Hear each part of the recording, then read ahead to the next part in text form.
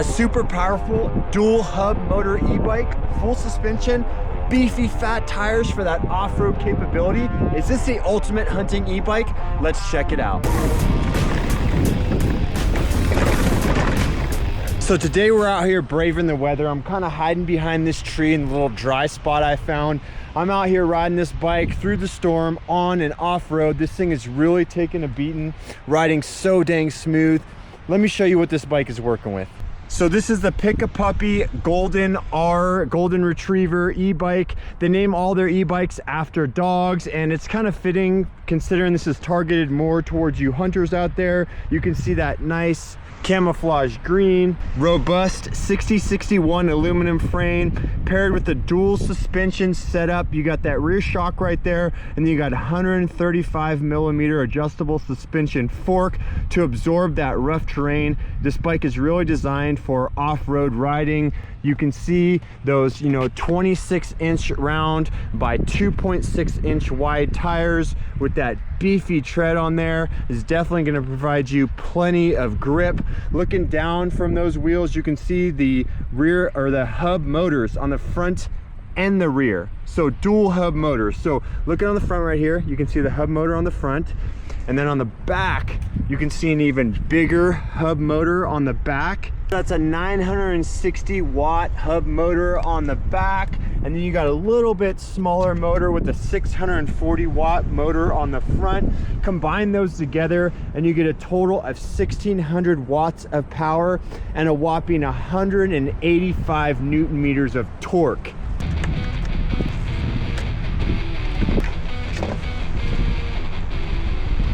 Now for the battery, you got a 48 volt, 20 amp hour battery on here that's gonna give you up to 80 miles of range, depending on what mode you got this thing in. There's a switch on the bars and you can switch between single and dual motor modes. And then this bike has 5 different power levels. So if you're gonna run it in dual hub motor mode, all the way up in power level 5, it's probably going to get a little bit less than that 80 mile range, but still some pretty good range on this bike with all that power and torque.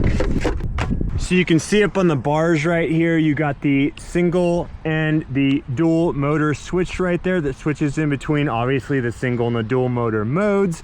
You got the standard bar controller right here. You can power it on, go up between power levels 1, 2, 3, 4, power level 5, and then it's got the light button on here. You can hit that and it's going to turn on that headlight.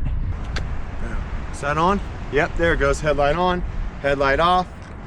And then you can also see we got a tail light on the back here, and that tail light, not only does it light up when the lights are on, but it also gives you brake light indication, so you can see when you're squeezing the brakes. Got that brake light on there as well. So it's definitely got, it's built for that off-road capability, but it's got those on-road features you're gonna want when you're hitting the bike paths or commuting around the city on this thing. And speaking of those brakes right there, those are hydraulic brakes with the 2 piston calipers on there and big old 180 mil rotors front and rear. So metal rotors, 2 piston hydraulic calipers.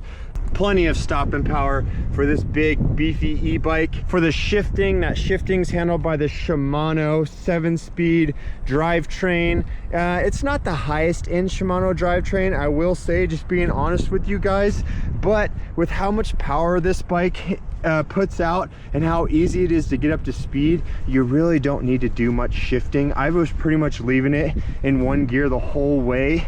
This bike has what you call a cadence sensor mode, so you can just basically pedal a steady cadence and it's going to get all the way up to max speed with you putting minimal effort in. There's basically 2 types of modes for e-bikes. There's a cadence mode and there's a torque sensor mode. Torque sensor mode means you have to push it harder and faster to really get up to that top speed. Cadence sensor mode, like this bike has, you can just do a nice gradual cadence speed and it's going to get all the way up to that 28 plus miles per hour. Some of the cool features on this frame is, look at how that rear shock is protected right there. I love all these little cutouts. I love that look and that kind of style of the frame. Got that cool looking camo color, which is of course, you know, what you're gonna want if you're gonna take this bike out hunting. Big beefy seat, so plenty of comfort on that seat. You know, you can slam that thing down pretty low or go up pretty dang high.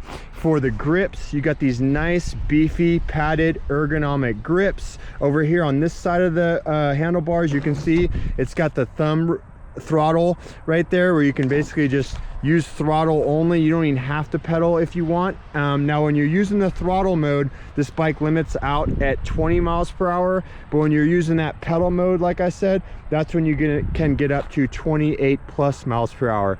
Additional accessories I have on this bike, you can see right here, I have the phone mount right there to be able to lock my phone up top.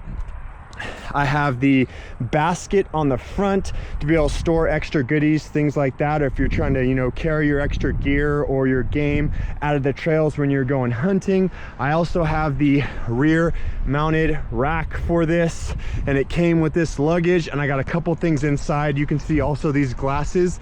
Those are offered on the Puckipuppy website, or Puckipuppy, how the heck do you pronounce that, on the website where you get this bike at. It's got all the accessories you could possibly want. I got links in the description if you guys want to check that out. Let's see what else we got inside this bag right here. Okay, so some of the things that I got for this thing is this right here is a thermal sleeve that you can put over the bike just to make that battery perform a little bit better, not die in those colder weathers. Temperature does affect battery life, so using this is going to help that battery life. It's got a full cover for the bike right here, so this is going to cover that bike up when you want to store it and you're done riding it for the season or for the day. You can cover that thing back up, especially if maybe if you're back at camp, you kind of want to keep that thing covered up and out of the weather. All right, it's a little windy outside right now, but you get the point. Cover the bike up. You got the lock right here for locking it up when you need to. You got the water bottle cage. The only bad thing about the water bottle cage is when you put that on there, you can see you're not going to be able to put that thermal wrapper on there anymore with that water bottle cage. So we'll see about using that. I mean, I have other water bottle holders like this right here, so might not need that. I also have these mirrors that I got, but I'm not sure if they're needed on a hunting e-bike that's mostly going to be off-road, but those are just cool accessories. And then this right here, I got this additional headlight right here to really give me that max illumination when I'm out there trying to get that, woo, that's bright, extra bright lighting right there when I'm out in the woods at night. So definitely going to find a place to throw that on this bike. So those are the accessories that I got for it, but I gotta be perfectly honest with you guys, like, I don't actually hunt. I got this for a friend. This is the e-bike I'm building up for him so he can get out and hunt and take this thing out, you know. And he told me the reason why he wants an e-bike for hunting is he said that a lot of hunters these days are actually going to e-bikes because they're a lot quieter and they're scent free. You see, when you're taking an ATV out, the motor is super loud and the gas leaves behind gas fumes that I guess scares the game away. I don't know, makes sense to me. And you know, these are some of the accessories I got for him to see if he would like it. But if you guys are experienced, leave in the comments down below. I want to know from you, what would you include on this e-bike additionally to make it like the ultimate hunting e-bike? Maybe like a gun rack or bow rack for the bars right there. Thinking that would probably be a pretty good option. What about like a trailer or something for it? You know, a trailer along the back to really help you haul that game back out when you're out in the woods. Well, you guys are answering that. I'm gonna take this bike out on a couple little ride challenges because I may not know that much about hunting, but I know a lot about e-bikes, bike performance, motors. So we're gonna go ahead and get into the speed test here, see how this thing does with just throttle only mode, how quick it gets up to speed, see if it really maxes out at that 20 miles per hour like I said. And then we're gonna get into that pedal assist mode to see just how fast this bike goes, and we'll see how much power you can feel coming out of those dual hub motors. Freaking storming out here. All right, wind at your back. Put the wind at your back. All right, you guys, the lens is getting some rain on it, so apologize if that happens. Let's lift this seat back up. So we're gonna go ahead put this thing up into power level 5, not messing around, and we will start with a throttle only speed test. Let's go ahead and see how quick this thing gets up to speed and if it actually reaches 20 miles per hour. Let's go. Actually, that's going pretty dang fast. Dang. 20 miles per hour, hit that 20 pretty quick, and then it right there, as soon as you hit 20 miles per hour, it stops providing you that extra assistance. But man, that was in the dual hub, dual motor mode, so you know, got up to 20 miles per hour fast. And I've rode e-bikes before, and usually with the throttle only, it takes, you know, 3 or 4 times that distance to get up to 20 miles per hour. So that was quick. Let's go ahead and try the pedal only mode. All right, here we go, back here, started again, still up in power level 5. This time I'm not gonna be using the throttle. I'm gonna just be using my feet, pedal assist mode. Got in a little bit higher gear there, come on, okay. Up to 20 miles per hour, 24, 25, 28, 30. Woo! Flying. Oh man. Oh, curb. Oh man. Woo! Stopping powerful with those hydraulic brakes. Easily got up 28 plus miles per hour. Was flying, man. That was fun. All right, it's time to take this thing off-road, see how it does off-road and on the hill climbs. Let's get it.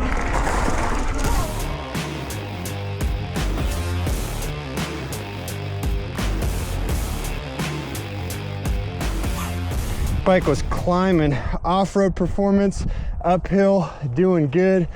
That tread on that tire was gripping really good on this off-road terrain. Yeah, liking this bike. Let's head back downhill. I came back down off the mountain and actually came up to a stop sign, and there was a car right there, and I just wanted to see if I could beat that car off the line. And sure enough, this bike was just flying right past that car. The car was probably doing like 25 miles per hour, and I easily hit well over 28. Actually, the legal speed limit, I think you're supposed to top out at 28 miles per hour, so we'll just call it 28, but I don't know, you watch the footage, let me know how fast I was going.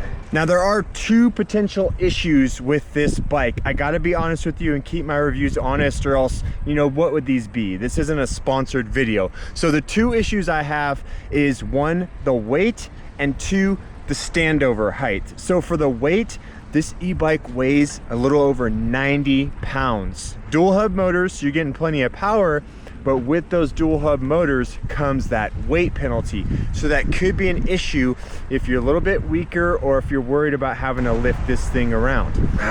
Yeah, she's a beast. That thing is heavy for sure. I don't know though, 90 pounds? I don't know if this thing actually weighs full 90 pounds. I'm gonna have to throw this on the scale. Definitely heavy though. Now for the standover height, you can see that I am 6'2", and this thing is still, you know, quite a bit to get up over this thing. I'm kind of on my tippy toes right here. But once you get up pedaling, that's not a problem anymore. And I could see one potential benefit to that standover height is that the bike is higher up. Yes, that's true, but that also means the bottom bracket is higher up off the ground. So when you're really riding out in those kind of off-road conditions, maybe going over some trees or rocks or logs or something like that, it is going to be a little bit higher bottom bracket height. But that standover height does concern me a little bit. Now, luckily, the friend that I'm getting this for, he's taller like me, about 6'2" as well, so shouldn't be an issue. This bike only comes in one size. So one size, which they say, you know, fits most riders out there, but it does have that taller standover height, does have a little bit heavier weight. So I would honestly recommend this bike for those larger, stronger riders. All right, so rain's coming down pretty good right now, getting pelted. Man, final thoughts though. Let me get out of the rain real quick so you guys can hear me a little bit better.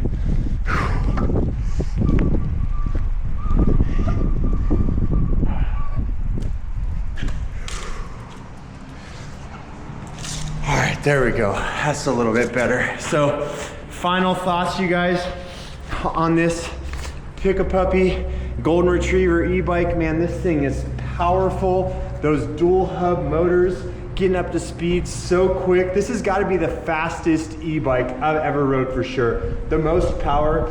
You can really feel the difference when those dual hub motors are kicking in. You could always go back down into single hub motor mode if you wanted to. This thing is super powerful. Love the way it's performing. That full suspension gives you that extra little bit of cushion. The brakes are stopping really good on the way back down. Now's a good time, if you haven't already, go ahead, smash that like button. Hands back on the bars, hands back on the bars. Share this with a friend if you think they'd enjoy an e-bike or e-bike content like this. Thanks, you guys. See you on the next one. Found the horn button.